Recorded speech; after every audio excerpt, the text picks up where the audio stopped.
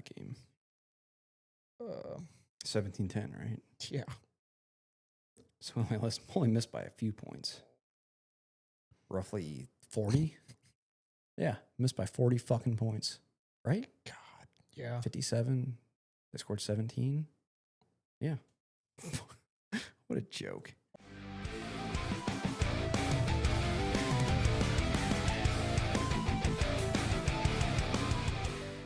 All right, Brandon and Steven here back again. BS Sports Talk. We're going to review college football week 1. We're going to review the games we talked about, review our best bets, and then we're going to get into week 2 here because we don't waste no time. Let's go. So, first game we talked about last week was Texas-Ohio State. I think we can all agree that we don't like watching paint dry. The first big game of the season, that was pretty miserable. Yeah, first big game of the year. Supposed to be a kind of a shootout, kind of feel it out game, and I guess you got more of the feel it out game than anything. Yeah, I don't know what the game plan was for Texas. The way the game looked was like, okay, for both teams, honestly, both Ohio State as well, it seemed like I don't want to lose by more than 1 or 2 scores. I don't want to just get blown out and embarrassed to why I'm number 1 or number 3. So I'm just going to play conservative, and this game means nothing because at the end of the year, we're going to look back in this game and it's not going to matter when it comes to getting into the college football playoff. That's all I can get out of it because Steve Sarkisian, who I wanted to be the Bama head coach, which won't get into Bama because Kalen DeBoer is not doing well. He is offensive mastermind, right? He's always got movement going on, running all kinds of trick plays and whatnot. They did nothing but try to run the ball and then try to throw the ball. Like Arch didn't even run that much, which you thought you'd see a lot more out of him. That was kind of like him being the next Manning, right? The next generation of Manning. If you think of like cloning the Mannings, what would you do to Peyton and Eli? Oh, let's give him some legs, some athleticism. And so here he is, right? But Arch did not have a great passing day, missed a lot of open receivers. I don't think he played bad enough to where it would have changed the outcome of the game by any means, but just the scheme that they ran and the tempo they played at, it just didn't make much sense to me. Yeah, I would probably agree. I actually saw I believe it was an AI clip of Eli and Peyton on the Manning cast, and Eli, they AI'd over his voice and said, I think Arch Manning is adopted. That was not AI. Oh, he just actually said it? Okay. Oh yeah, it was memes galore for poor Arch there. Yeah, Arch did not have a good showing. And like you said, I just don't know what they were doing on offense. I mean, I think you hit it to a T. Like you said, they're Sarkisian normally is that offensive, right, that minded guy. So and especially you think like going into Columbus, the defending national champions, you're going to have something up your sleeve to try to win that game, right? You're not just going to go down without a fight or just let them bully you at the line, which happened. It almost seemed scripted. It's almost like you should have listened to this podcast and should have been on the under, should have been on Ohio State in the first half and been Ohio State to win the game in case Arch was shaky, and that's exactly what happened. But That's just me. I don't remember where I heard that. Yeah, I think we did. I think we did say that Arch might be a little shaky to start the game, and I think that's exactly what he was. Maybe it was more so on him than Sarkisian scheme wise. Maybe he just didn't follow the scheme that was put into place. It's probably more likely his first real big start. That's a big game for him to. Oh yeah, that's massive. To step into. Well, it's massive for him, and it was massive for Julian Sayin too. I guess he's your redshirt sophomore now or freshman. The Ohio State quarterback, the guy that came from Bama or moved from Bama to Ohio State when Nick Saban retired. Yeah. Honestly, I thought he looked pretty good. I thought the receivers. I mean, Jeremiah Smith dropped 2 of his first 4 passes. I think it was. I mean, remember that. He was not locked in. It was almost like he had that hangover we talk about, right? But even so, I don't think Ohio State showed the full playbook either. I mean, with what they're capable of doing, Carnell Tate had a nice day. I think he's going to be surprisingly good. I know Jeremiah Smith gets all the love over there as the wide receiver, but Carnell Tate was also, I believe, a 5-star coming out of his class. I think both these teams at the end of the year are going to be national title contenders. I don't think this moves the needle on their playoff odds or their national title odds for sure by any means, but definitely a disappointing game for us college football fans. Yeah, I think I don't know if the rankings came out today or if those were just what I saw was like projected rankings. I don't know if they're legit, but When do they come out? Do you know? I think it was Mondays. They're out now. Okay, so they're out. I think Ohio State jumped to 1 that I saw, They did. and Texas dropped to like 6th, I think, or something like that. So Yep. they pretty much just flipped. I think Penn State's 4. I think they went down. No, Penn State stayed Did at they 2. stay They 2? were at Okay. 2, and then LSU jumped to 3. Or no, I'm sorry, Georgia jumped to 3. LSU jumped to 4. So SEC top heavy. Oh yeah. Bama went down the ladder. They should have went unranked, but we'll get into them later. But yeah, I mean the game definitely disappointing to watch. I guess for them, they kind of went how we expected it to go, with being the first game of the year, that big of a game, 1 versus 3. Arch stepping into a first ranked Texas team, his first full year starting is tough. So yeah, that's a tough environment to play into for sure. But it kind of felt like that whole game is how the first half should have went. It was like kind of a feel it out, and then it should start opening up a bit, and it just never did. And that's actually what I expected. The first half, like we were talking about, first half under playing that, and then second half, like you were saying, completely open up. Like both teams showing what they can do.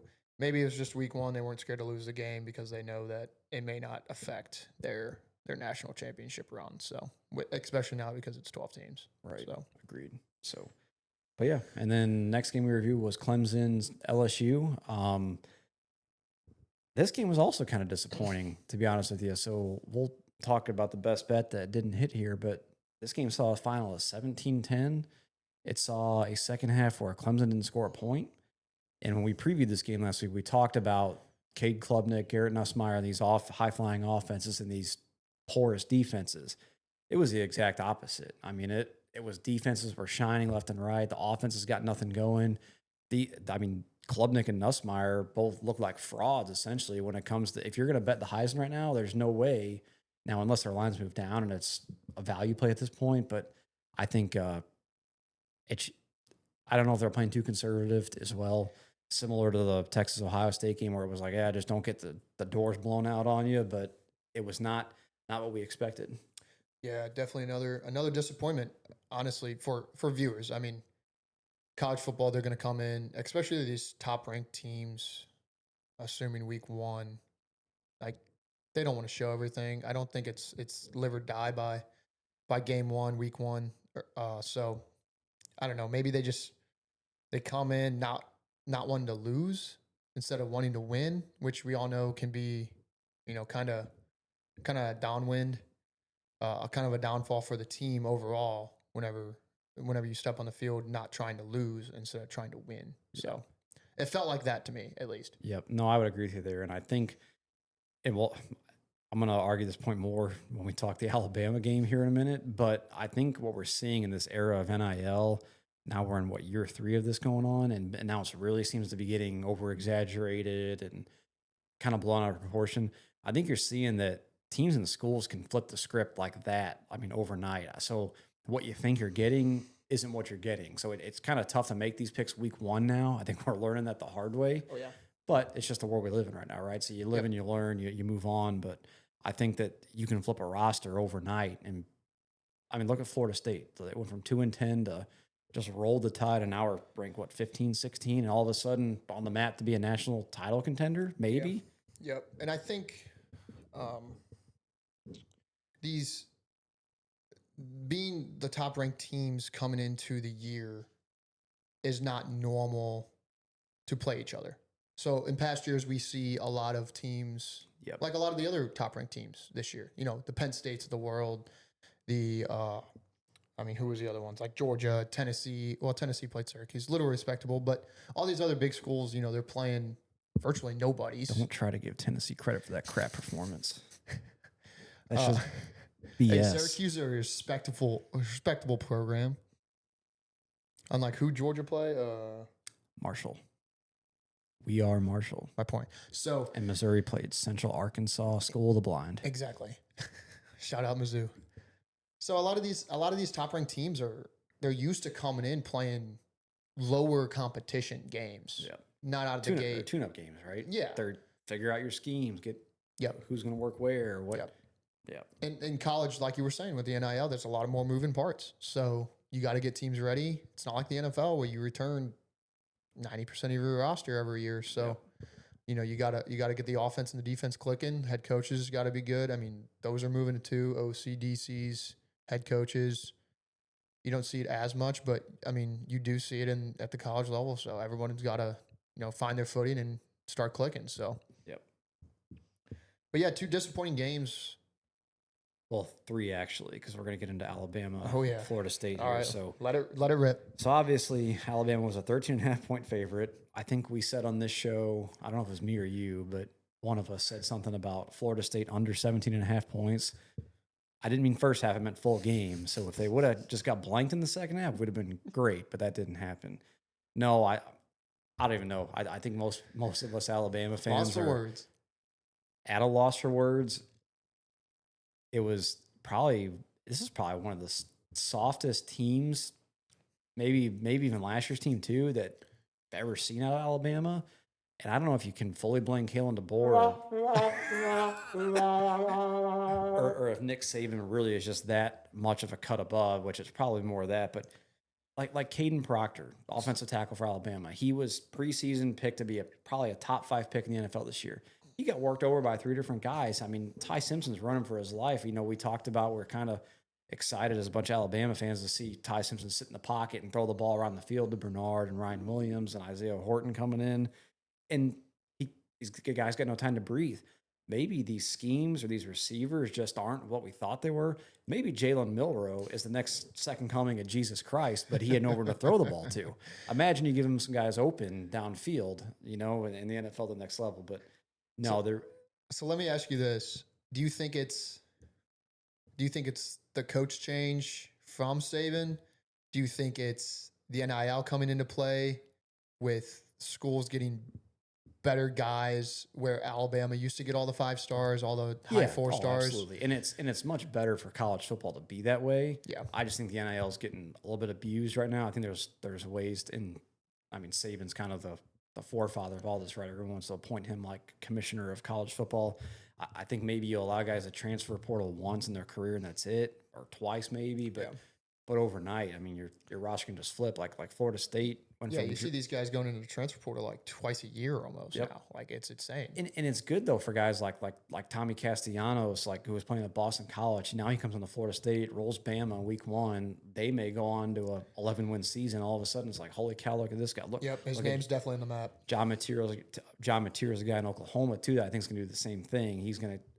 Jaden Daniels went from Arizona State to LSU, wins a Heisman, then gets drafted second, wins a Rookie of the Year in the NFL. I think it's just totally changed. There's some great parts to this for sure, but it feels like it's being abused right now. It's as far as like the money part and the transitioning of players from college to college, it's definitely kind of iffy. I think they need to do something.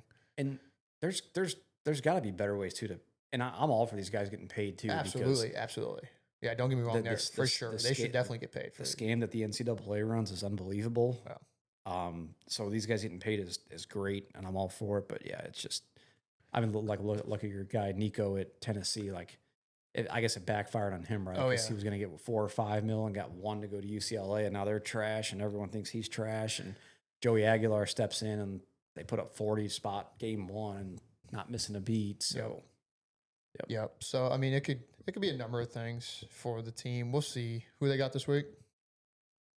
Oh, it's Louisiana Monroe, I believe. Oh, okay. So maybe they can get things rolling a little bit. Surely this is the get right game. Not even sure who that college is, but sorry. Louisiana Monroe. What do you mean? And Monroe, Louisiana. All right. Yeah, my bad. Sorry. Yeah, but no, it was. Is that near the swamp? Yes, that is Cajun land for sure. Not the Raging Cajun, not Louisiana Tech, but Louisiana Monroe. But yeah, no, it was a tough watch. I mean, they kind of felt like they were back in it there at the end of the game, but the defense just felt like they were a step behind every play. Alabama's always, I think they've historically struggled against a running quarterback, and what Castellanos did, I mean, for the first half, they picked up like 8 yards of carry on the ground, whether it was a running back's taken or Castellanos himself. I mean, you're just going to give up points galore. So yeah, he had 16 carries for 78 yards. Yeah, it was insane. So it was and a tutty. So soft defense, soft O-line play. I mean, that had trap game written all over it. when you kind of zoom out and look at it, because Florida State they're still as close to a blue blood as you get, like in the ACC.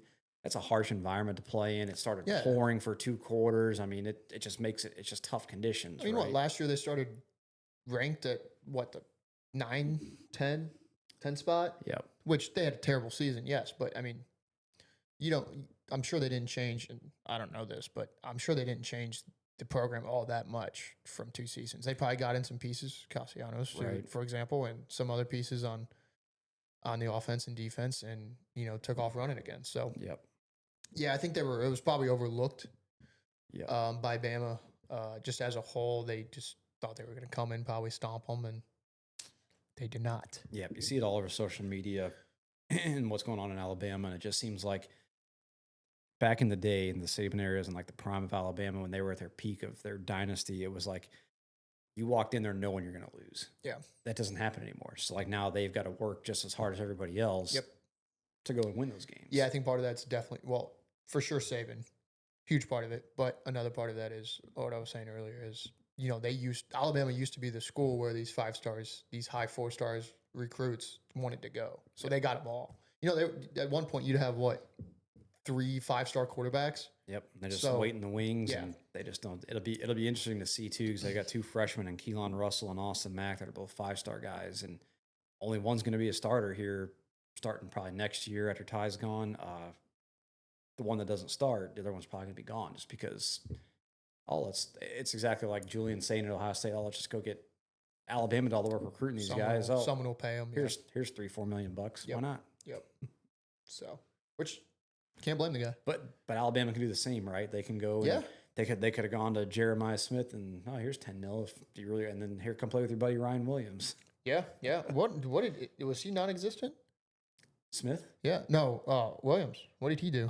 He was non-existent actually. He actually got hurt too at the end of the game. I don't know if they've said the seriousness and if he's going to be out for a little while or not. I mean, they've got 2 hopefully rollover games in Louisiana Monroe, and then they play Wisconsin before they get into SEC play against Georgia. So hopefully he's back for that at least. But Jeremy Bernard, man, he was awesome. He's in year 2 he came with Kalen DeBoer from Washington. Played with Penix out there. He looks really good. So, our boy Michael Penix. So yeah, enough of that swing and a miss. There's plenty of swings and misses this weekend. We don't need to harp on that one. We'll look in the rebound week 2 college football, but we didn't get swept. So we did not. Want to roll into your plays, your recap plays. Yep. So recap the 3 real quick. Brandon went 1 and 2. Yep. So the best 3 bets this weekend went 1 and 2. We had a pretty poor start, and the weekend looked like shambles until Lenora Sellers and the Cox came through, tore up Virginia Tech. They actually didn't really tear them up. They just kind of. It's kind of iffy there for a second. It was, and they got that late touchdown really to cover. Otherwise, we would have been in shambles all weekend. But yeah, San Jose State Friday night. I should just call them San Diego State because they suck. I know I kept saying that last week. They come out, first 4 drives of the game was interception in the end zone, interception, 3 and out, interception. I watched that game, and to be clear and blunt, I was throwing up all over myself because I was sick, but also because San Jose State is just garbage. Although I will say I did not do enough research because I thought Nick Nash was coming back, and when I'm looking for his lines, I see he plays for the Atlanta Falcons. And I'm like, well, this isn't good. With their boy Michael Penix. With more boy, hey, he might catch some touchdowns in the season long this year. Need that. So, but no, Walker Eget looked terrible. That whole offense just had no sync to it. I don't even know. I think they ended up losing that game 16-14. So we came nowhere near. I fell asleep. Yeah. That was Friday night, correct? Yeah, that was Friday night. Yep. I was at a wedding, got home.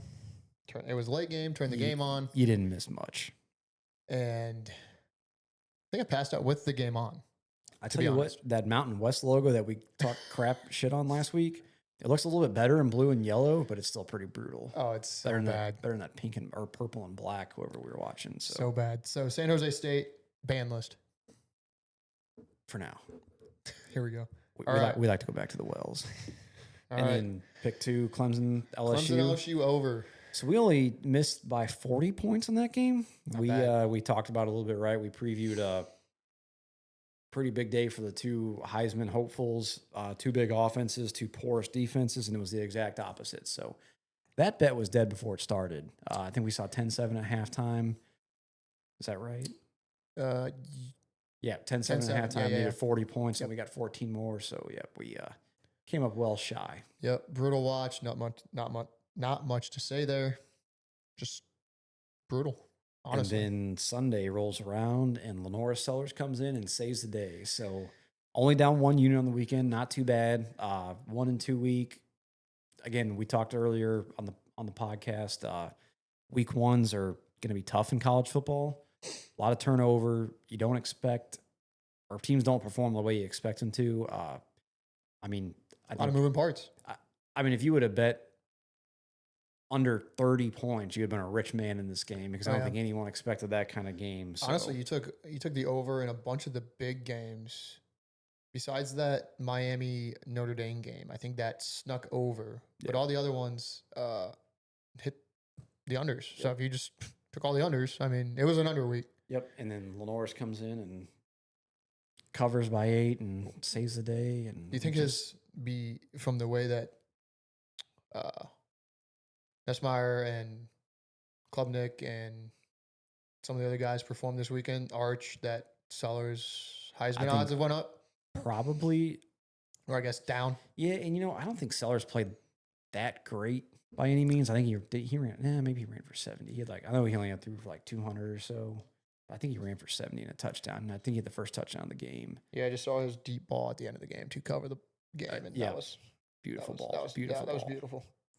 So, yeah, his odds are probably moving up. I think if you like Klubnik and Nussmeier, I don't know if their odds have changed, but probably a good time to get on those guys because I still think they're gonna be fine. Seller went for 209.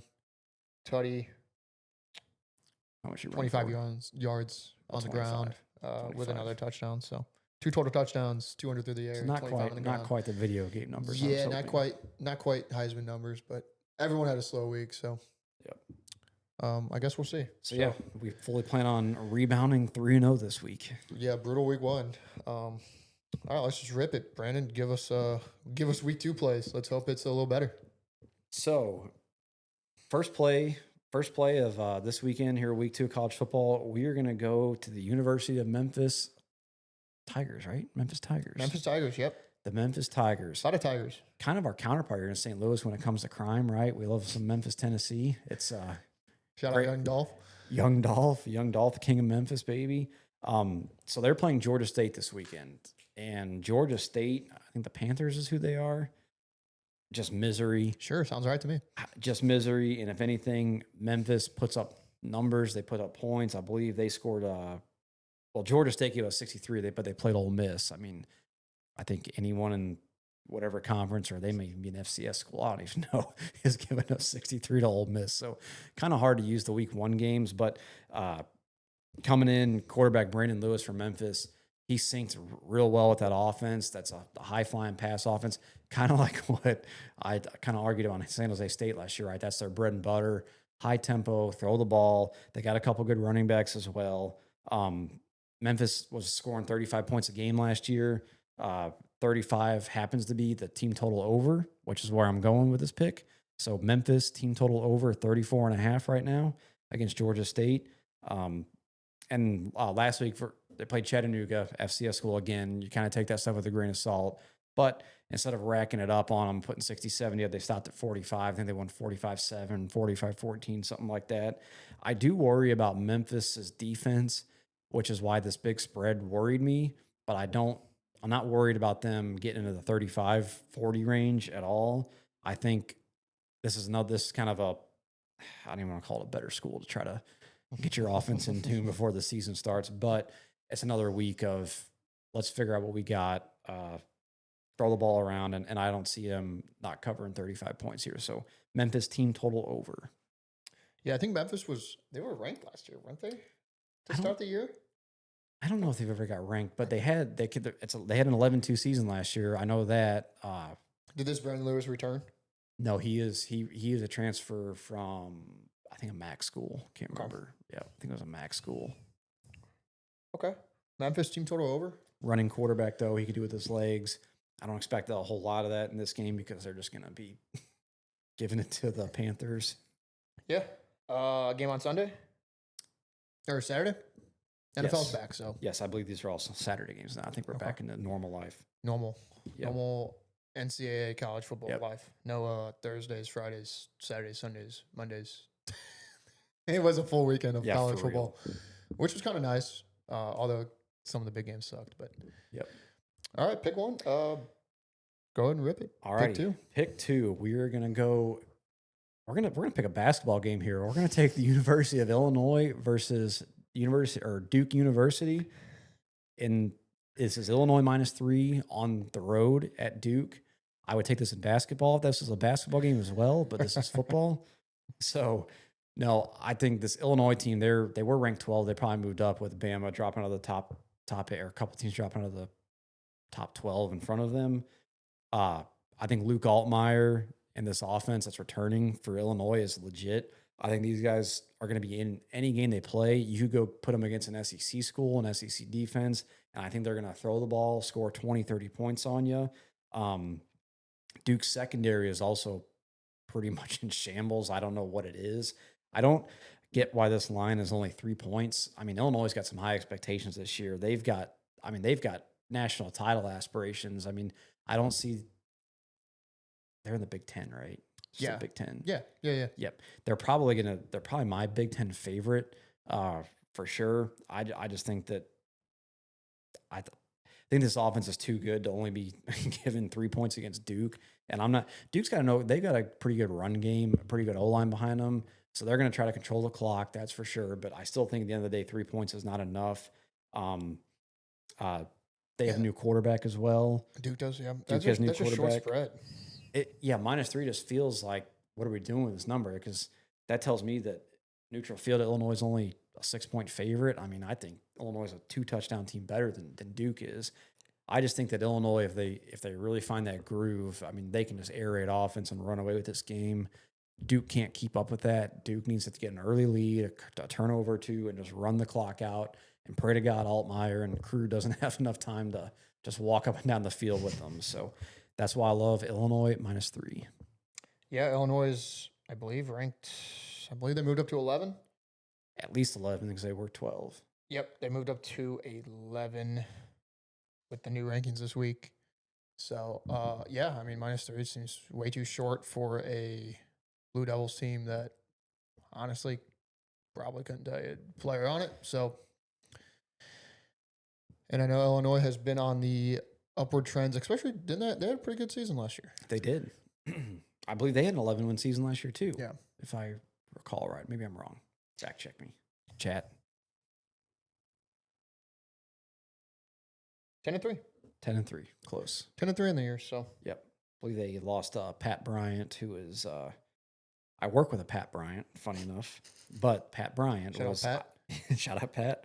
But Pat Bryant was he was a force in the Big Ten last year as a wide receiver. I think pretty sure he got drafted. I'm sure he's in the league.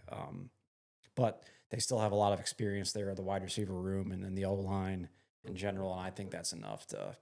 And their QB return. So, I mean, that's the biggest part. Yeah, and Sam Altmaier, I'd be curious what his Heisman line's at, because if they do one of those things where they kind of run the table, win the Big Ten, and go to the national title, I mean, he could be a guy that could be a good long shot pick too. So, yeah, no, for sure. Yep. Illinois -3. Love it. Go Illini. Go Illini, our neighboring. We love East St. Louis, don't we? That's in Illinois. So you cannot place that bet in Illinois, correct? You cannot. You cannot place that bet in Illinois. So don't go to East St. Louis, Illinois. Find an illegal book. Don't find an illegal book. That's illegal. Don't do that. Text your buddy. Text your buddy in a legal state and tell him to just Venmo him. All right. The Illini -3. Illini Sunday, -3. I believe they played 11. So that is an early game. So start the day off bright. All right. We go 2-0. Give us pick 3. Let's go. All right, pick 3. And this is my favorite one of the week. We're going to have some redemption from our favorite pick last week, but we're going to go to the swamp and we're going to go with DJ Lagway. I love DJ Lagway and I love this Florida offense. We're going to take Florida to score 36.5 points. Your first reaction, 36 and a half. It doesn't matter. They're playing the University of South Florida Bulls. Oh, wow. So South Florida just beat the ever-loving shit out of Boise State. And we talked about this on our NFL Rookie of the Year picks with Ashton Genty and what he meant to Boise State and how that school was really nothing without him and how and NFL is going to be tougher to translate. Boise State is fraudulent. And everyone thinks that because they're ranked 25 and they just got their asses handed to them, that USF Bulls are all of a sudden this great school. Now, don't get me wrong. I think their quarterback was it Byron Bowen or Bowen Byram is his name. Byron Brown. He's a stud. He's a big guy. He can run the ball. He gave Alabama some fits 2 years ago. It was kind of a monsoon game. But I do recall that game in Alabama. I think was losing at halftime there because I was getting texts left and right. You're going to lose to USF. But anyways, so the spread I think it was up to 18 and a half. I was going back and forth in this a little bit. So I do worry a little bit about covering that 18 number because if USF is really feeling themselves, I see Brown and company keeping this game close. And the other thing too is that Florida has LSU on deck the next week. So this is the perfect look ahead spot. You pull away, you're up 40 to 20, 40-21. You start pulling starters and whatnot. Lagway comes out of the game. Some of their big guys and they get yanked, and all of a sudden you get backdoor covered by a couple late touchdowns. I think USF is also allowing 440 yards of total offense. In 2024, that was good for 119th in the country. I think there's like 160-ish teams, so it was not very good. And they're just not going to keep up with this Florida offense. I mean, this offense, if you're going to knock Florida and think they're not legit, it's going to be because of their defense. They can't score or they can't stop a nosebleed. Kind of like what Alabama did in Tallahassee this weekend. But this offense is going to keep them in every single game. I mean, that's why they're top 15 right now, even when Lagway's kind of true freshman rookie season, kind of like Arch, right, where he kind of split time last year with what's his name, Graham Mertz. But in the swamp, Florida, they're going to score into the 40s easily. Take it to the bank. Florida over 36.5 points. Yeah, the spread is sitting at 17.5 right now. I mean, honestly, I think you could, like you said, they could start pulling starters if they get up huge. So team total is probably a good look. They probably cover that. Yeah, you would think. USF, they did look good against Boise, but Boise's frauds. Yeah, I agree with Boise's frauds, but I think they could be feeling themselves too. And it's a Florida, it's an in-state. Yeah, I don't know. A little instant rival. Yeah, do you call it a rivalry game maybe? 18 just felt like a lot with the high that USF's on right now. But again, this Florida offense they're just too good. Yeah, no, I agree. Lagway is dog, probably could be another candidate if he has a good year. I mean, Heisman's kind of up in the air this year For sure. Could be any of these guys. It's never the favorite. Especially the way that Arch is definitely not winning it. The way that some of these guys started. I mean, yep. You really never know. So cool. So all right. So recap: Memphis team total over 34.5. Illinois -3, go Illini, and then Florida team total 36.5. Couple team totals this week. Oh yeah, love a good team total over. That Florida game is midday, so you got 2 early, 1 midday. Alrighty, getting the money early. All right, so the 3 best bets for college football week 2. Hopefully we're going 3-0. We got mouths to feed. We're feeling good this week. Mouths to feed. I feel good. Do you feel good? I feel great. Now that we got a week under our belts, I see who's legit and who's not. Oh yeah, it always takes a week. But hey, what are you gonna do? Not bet week 1? Right. Exactly. So, all right, and to end this week 2 college football episode, do you want to do some in-state, or I guess not in-state rival, but talk about our friends not across the pond, but across the state line in Kansas, coming to Columbia to take on the Missouri Tigers. So being from Missouri here, you guys know we're from the St. Louis area.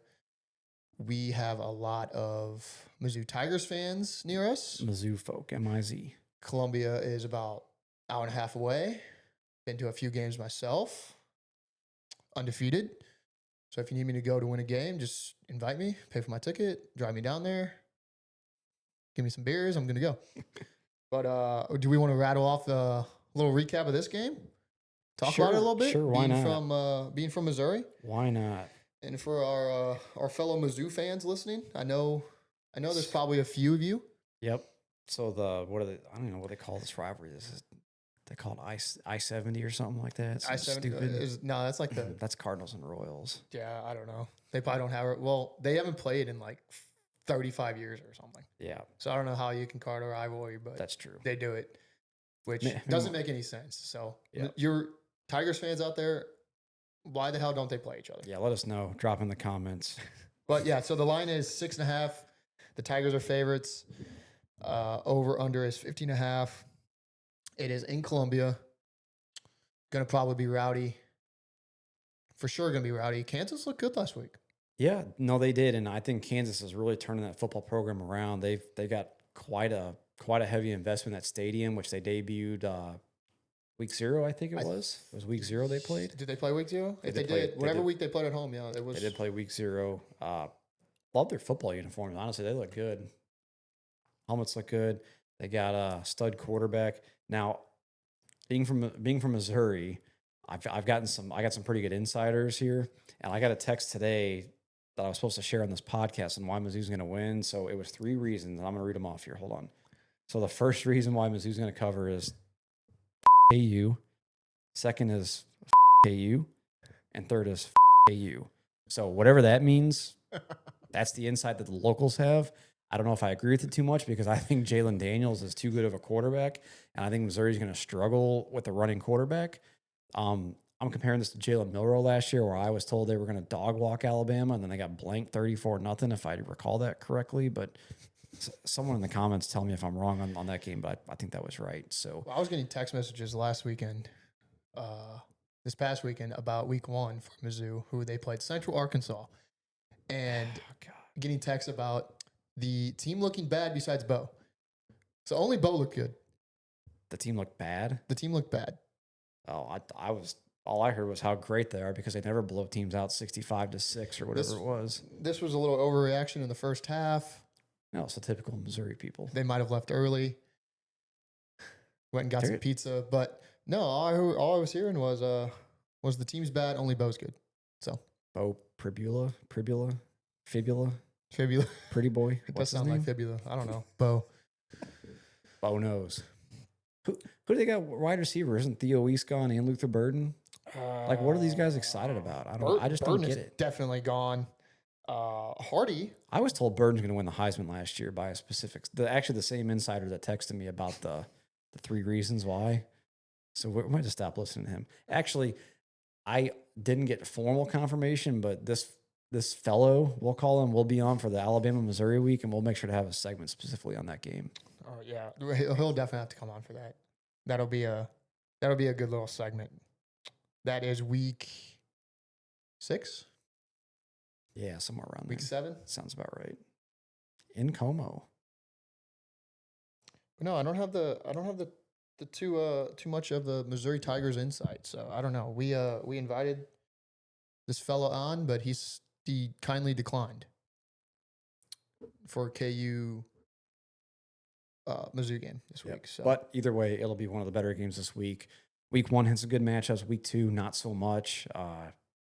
This kind of now feels like the rollover prep week, whatever you want to call it, like freebie game more than week 1 does now. So, yeah, for sure. So, all right, Kansas, Mizzou. Not really much there, but what's there to say? go Hawks. Go Jayhawks. M-I-Z. ZOU. No, it'll be a good game. And another one that will be a good game. There's not really that many good games this week. Right. That's what I'm saying. It feels like this week 2 now is kind of like the bye week or the get right week. And week 1's got some more tough games. Because week 3 gets into like, I know, I think Georgia plays Tennessee. No, I think Georgia gets an SEC play early. Then they have an extra week off. Do they? Or extra out of conference game and then back in. Well, I guess this is good because typically there would be 3-4 weeks before we got any of these games, and we Right. got two, you know, three really last week, three matchups, all ranked teams playing Yep. each other. So, which didn't live up to expectations, but Yep. at And least then they were there.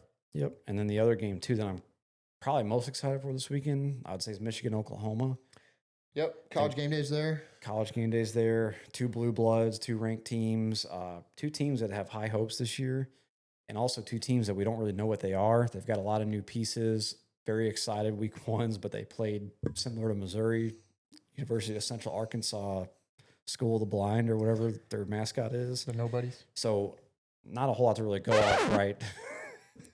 But Michigan's got Bryce Underwood. They started him last week finally. I know they're excited about him out there in Ann Arbor. And then Oklahoma, I think, did a really good job of going and getting John Mateer.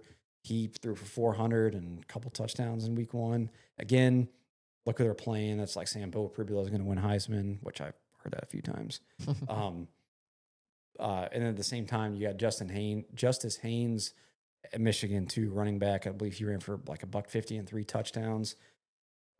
Sad, left Alabama. Him and Jam Miller were the backfield last year, and neither one played this weekend when we lost. So brought a tear to my eye. So it'll be a good game.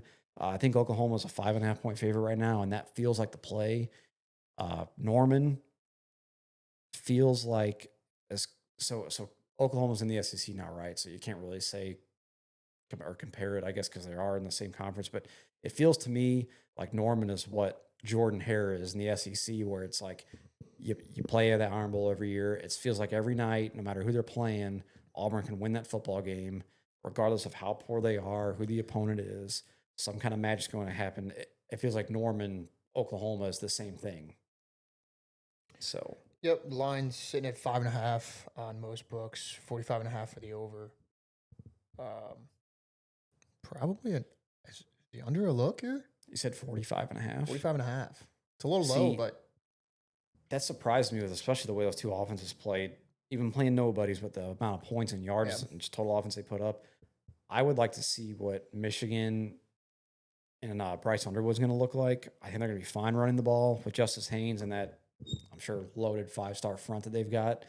If Underwood proves that he can be a guy that can air raid with you and keep up with a 400-yard game, if Mateer has one of those, then the over's a great look. But I think that they could be playing the clock control, move the chains, pick up first downs, and get an early lead, get a turnover too. So yeah, I was just thinking more so going back to last week with the ranked matchups. I mean, you got another one here that maybe they do have a game under their belt, but these teams come in here and are kind of sluggish start because they're trying not to lose the game instead of to win the game. Yep, So absolutely.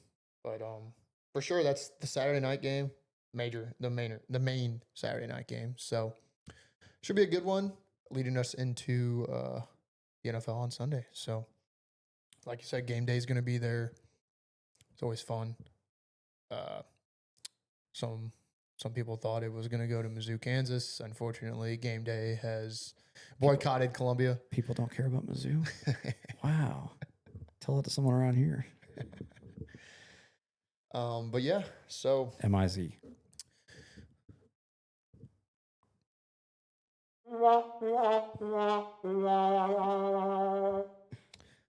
So two game recaps there at the end: Mizzou, Kansas, and Michigan, Oklahoma. Two of the bigger games this week. There's a few others, but we won't get into them too much. Brandon gave you his 3 week 2 best bets. Lock it in. Still don't have a name. We did get one comment though. Yeah, give him a shout out. Shout out JCal454. And he said it was BC's best 3. It's the best we got right now, so we're gonna roll with it. It is in first place currently. First place with no second. If you ain't first, you're last. But yeah, all right. There you have it. College football week 1. Week 1 recap, week 2 bets. Look forward to some more football this Saturday, and let's see what these teams got. If anyone that look good is actually a reject, and if anyone's going to step into, I got University of Alabama, going to step up a little bit, but we will see. Yep. Subscribe, hit the like button, share us to a friend or 10. And we'll see you back for college football week 3, where Mizzou Tigers will be 1-1. Thanks for watching. Peace.